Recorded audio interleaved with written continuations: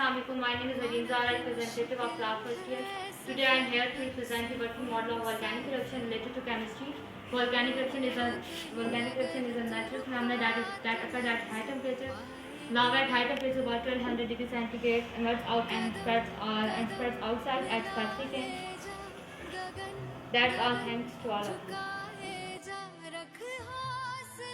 कर फैसला तुझे वक्त बदलना है डरना तो बंदिया रुकना तो बंदिया राह पे चल बंदिया डरना तो